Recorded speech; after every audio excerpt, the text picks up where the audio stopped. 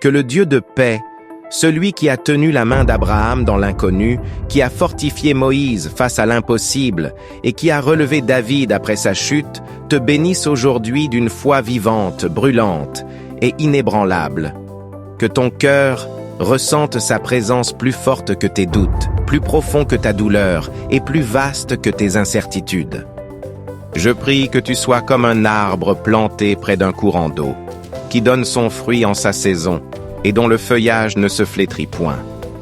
Je prie que même dans les nuits sombres de ta vie, tu n'oublies jamais que ton Dieu est fidèle. Laisse-moi t'emmener dans une histoire, pas une légende, une histoire vraie. L'histoire d'un homme qui a osé croire contre toute espérance. Nous sommes dans l'Empire babylonien. La grandeur humaine brille de mille feux, mais l'intégrité, elle, est devenue rare. Pourtant, dans ce monde païen se dresse un homme, pas un roi, pas un prophète, mais un esclave hébreu devenu conseiller royal, Daniel. Daniel était jeune quand il a été arraché à sa terre, Jérusalem, emmené captif dans une culture étrangère où les lois de Dieu étaient tournées en dérision. Mais Daniel n'a jamais oublié qui il était. Il n'a jamais cessé de prier. 3 fois par jour, il s'agenouillait, même quand c'était interdit, même quand cela lui coûtait la vie. Tu connais l'histoire. Il a été jeté dans la fosse aux lions, pas une métaphore. Des lions affamés, prêts à déchirer tout ce qui respire. Et pourtant, au cœur même de la mort, au plus profond de la terre, là où aucun secours humain ne pouvait arriver, la foi de Daniel est devenue sa défense. Les anges ont fermé la gueule des lions. Pas parce que Daniel avait la force, mais parce qu'il avait la foi. Une foi silencieuse, mais puissante. Une foi qui n'avait pas besoin de prouver quoi que ce soit, parce qu'elle reposait sur celui qui n'échoue jamais. Et le roi Darius, ce roi païen, a été témoin de cette foi. Il a déclaré « Le Dieu de Daniel est le Dieu vivant. Il demeure éternellement. Son règne ne sera jamais détruit. » Livre de Daniel, chapitre 6, verset 26. Tu vois, la foi n'est pas une émotion. Ce n'est pas un frisson temporaire. La foi est une arme, un témoignage, une déclaration. La foi est la langue du ciel. Elle dit à l'ennemi, « Tu peux toucher à tout ce que j'ai, mais tu ne toucheras jamais à ma confiance en Dieu. » C'est cette foi que nous allons méditer aujourd'hui. C'est cette foi que Dieu veut raviver en toi. Et c'est avec cette foi que tu peux dire aujourd'hui, comme Job, « Même s'il me tue, j'espérerai en lui. » Livre de Job, chapitre 13, verset 15, Louis II. Prépare ton cœur. Ce message n'est pas seulement un enseignement, c'est une invitation, une percée, une prière ardente pour que la foi forte devienne ton fondement, ton bouclier, ta lumière. La parole de Dieu nous enseigne que la foi est absolument nécessaire pour tout croyant en Jésus-Christ. C'est par la foi que nous acceptons Jésus-Christ comme notre Seigneur et Sauveur. C'est aussi par la foi que nous vivons dans la joie et l'allégresse, sachant que l'éternité nous attend auprès du Père Céleste. Les passages suivants soulignent à quel point la foi est indispensable pour le croyant. Elle est le cœur de notre vie chrétienne. Épître aux Hébreux, chapitre 11, verset 6. « Or sans la foi, il est impossible de lui être agréable, car il faut que celui qui s'approche de Dieu croit que Dieu existe et qu'il est le rémunérateur de ceux qui le cherchent. » Évangile selon Matthieu, chapitre 21, verset 22. « Tout ce que vous demanderez avec foi par la prière, vous le recevrez. » Épître aux Éphésiens, chapitre 2, verset 8.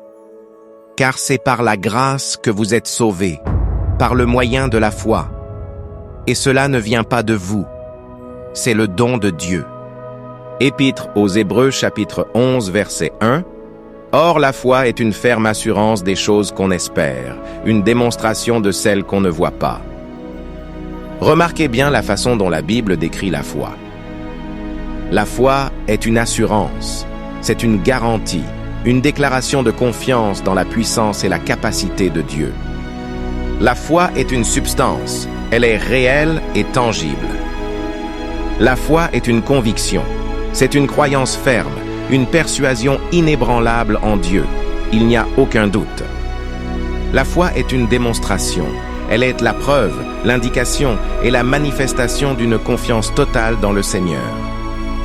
Dans un tribunal, chaque partie présente des arguments. Le procureur comme la défense doivent fournir des preuves pour convaincre le juge et le jury. Ce sont les preuves qui orientent la décision. Ainsi, si la Bible dit que la foi est la démonstration des choses qu'on ne voit pas, cela signifie que la foi est notre preuve devant Dieu. Alors, lorsque vous dites « Seigneur, je te fais confiance pour être mon pourvoyeur », à quel point votre preuve est-elle solide? Quelle est la force de la croyance que vous présentez? Lorsque vous dites « Dieu, je te fais confiance pour être mon guérisseur », quel est le poids de votre dossier? Est-il appuyé par des couches et des couches de foi? Est-il soutenu par votre patience pendant que vous attendez l'intervention divine, sans murmure ni plainte? Est-il accompagné de la joie et de la louange dans votre cœur, même si vous attendez que Dieu réponde à votre besoin? La foi est quelque chose que nous devons vivre et exercer chaque jour. La foi doit être le principe fondamental sur lequel nous nous appuyons. Nous devons marcher par la foi.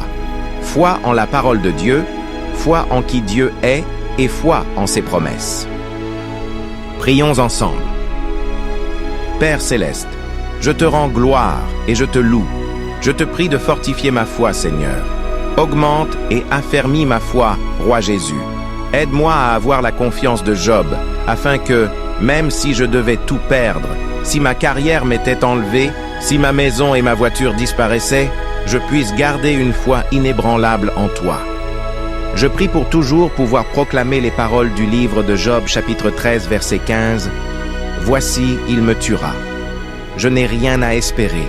Je veux seulement défendre mes voies devant lui. » Seigneur, je te prie de me donner une foi forte, afin que je puisse te faire confiance quelles que soient les circonstances. Donne-moi une foi solide, pour que lorsque tu me parleras ou m'appelleras à accomplir ton œuvre, ou lorsque le moment sera venu pour moi d'entrer dans mon appel, je ne doute ni n'hésite. Donne-moi la foi de sortir de la barque et de marcher sur l'eau. Père, je prie pour une foi audacieuse, une foi qui comprend réellement que tout est possible avec Dieu. Donne-moi la foi de croire véritablement que tu es le Dieu de « je suis » et que tu ouvriras un chemin là où il n'y en a pas. Seigneur, je prie pour un cœur d'adoration comme David. Moi aussi, je veux poursuivre ton cœur. Moi aussi, je veux t'adorer en esprit et en vérité. Mon Dieu, donne-moi l'audace des 3 jeunes Hébreux, l'audace de renverser toute idole dans ma vie, l'audace de refuser de me prosterner devant quoi que ce soit qui tenterait de prendre ta place. Seigneur, je veux être obéissant comme Noé, afin que lorsque les moqueurs viendront, lorsque le découragement frappera à ma porte, j'ai la force, la foi et la conviction de t'obéir. Épître de Jacques, chapitre 1, verset 5. Si quelqu'un d'entre vous manque de sagesse, qu'il la demande à Dieu, qui donne à tous simplement et sans reproche, et elle lui sera donnée. Seigneur, je te prie de me donner la sagesse. Donne-moi la sagesse nécessaire pour naviguer dans cette vie, afin que je sois une influence positive et pieuse pour ma famille et mes amis. Rends-moi meilleur. Épure ce qui est impur dans mon cœur. Père, je prie que tu croisses en moi tandis que je diminue. Merci d'avoir entendu ma prière. Au nom de Jésus, Amen. Merci d'avoir regardé cette vidéo jusqu'à la fin. Si ce message vous a touché, alors abonnez-vous et activez la cloche. Votre soutien est précieux et nous aide énormément à grandir pour partager encore plus d'espoir et de foi. Ensemble, répandons la lumière. Que Dieu vous bénisse abondamment.